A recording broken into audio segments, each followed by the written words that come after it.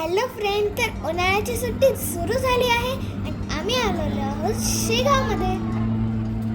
यावेळेस पण आम्ही आनंद विहार येथेच मुक्काम करणार आहोत. येथेच राहायला आलेलो आहोत. रूम घेण्याआधी आम्ही महाप्रसादाकडे आलो आणि तुम्हाला माहिती आहे तनुदादा पण सोबत आलाय.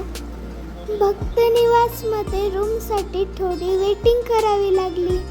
आनंद विहार मधल्या सर्वच रूम खूप स्वच्छ आणि सुंदर असतात. त्यावेळेसची रूम खूप ऐसपैस होती.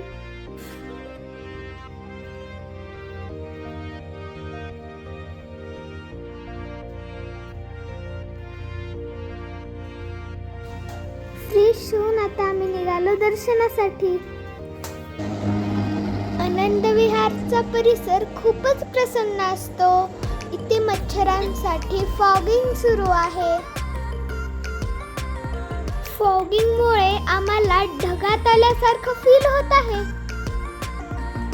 चला आता टांग्यात बसून मंदिराकडे.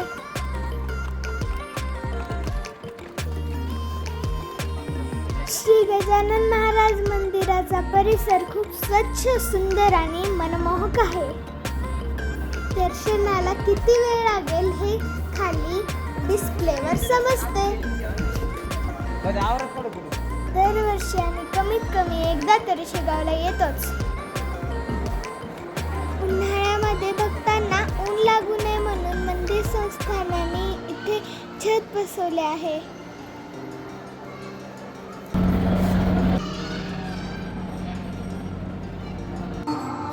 मंदिर परिसरात कीर्तन सुरू असते. तिथे आम्ही थोड्या वेळ थांबलो.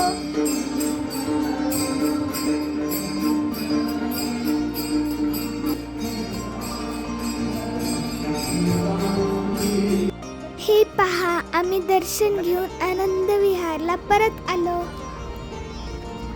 रात्रीच्या वेळी आनंद विहारचा परिसर खूप प्रसन्न आणि सुंदर वाटतो.